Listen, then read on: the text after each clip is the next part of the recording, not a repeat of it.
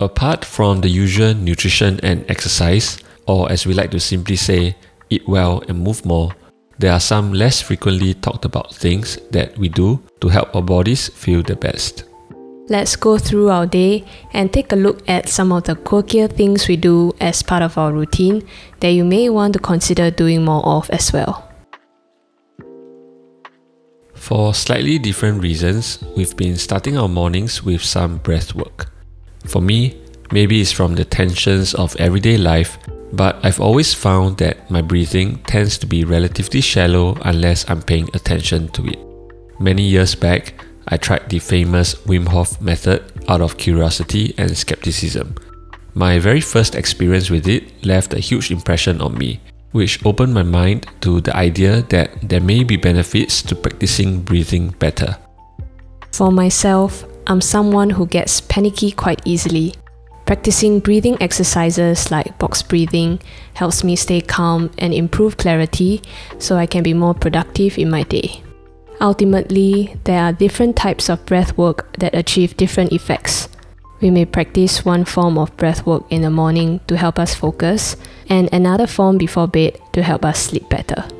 Breathing is something we do subconsciously, and we don't usually give much thought to whether we're doing it well. But if meditation just doesn't click that well with you, breath work could be a worthwhile alternative to look into.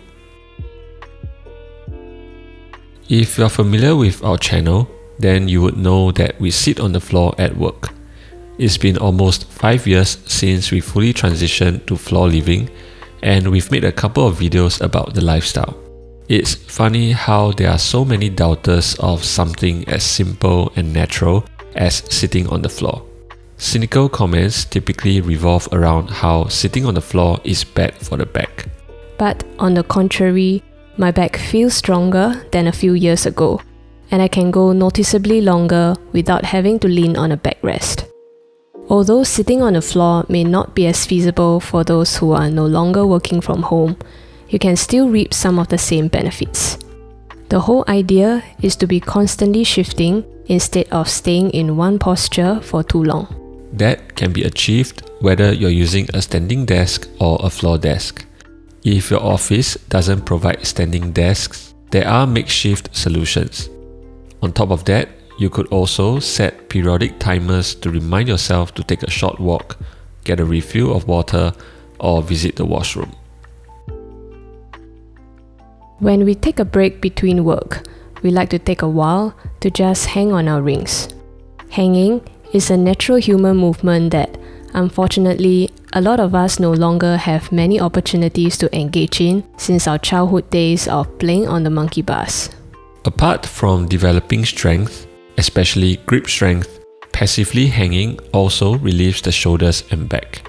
For a long time, I had a niggling rotator cuff injury from tennis that just wouldn't go away. Maybe it's a happy coincidence, but once I decided to be more diligent with daily passive hanging, my shoulder has felt much better since. Regardless, hanging simply feels good. The forearms may start to get sore since they are doing most of the work, but the rest of the body, the shoulders and lower back in particular, feels nice and relaxed after simply hanging for half a minute or so. Speaking of relaxation, we also hire a masseuse multiple times a week for massages. Who are we kidding? Of course, we have to do it ourselves. Thankfully, self-massages aren't that difficult to do. It's a lot easier if you have a foam roller or other related accessories, but there's a lot you can do even if all you have is a regular tennis ball.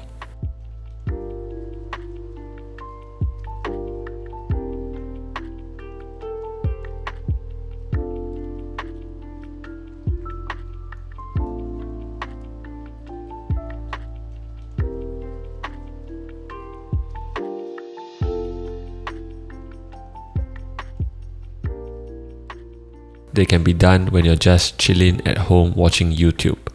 They help to alleviate tightness, and myofascial release helps you move better too. If you're too lazy to do it yourself but have a willing partner, learning how to give each other good massages can be a fun and useful skill to have in the long run. Although, don't always expect it to be a fair trade when it comes to the quality of the massages.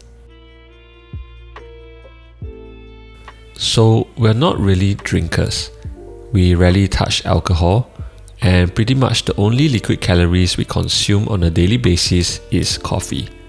But we do have a tendency to crave for a beverage in the evenings. We used to drink pure fruit juices to satisfy those cravings.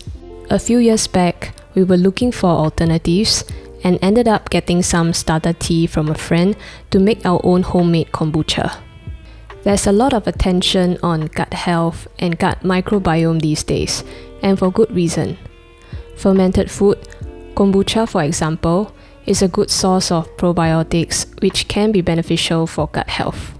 Even without the health benefits, it's a better alternative to beer or soda, and in our opinion, a tasty, fizzy upgrade over fruit juices too.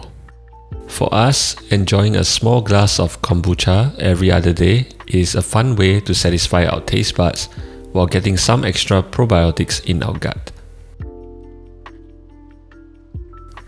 Off the top of our heads, these are some of the more uncommon things that we do for health. What about you? What are some quirky things you do for your well-being? Let us know in the comments, and we'll see you in the next one.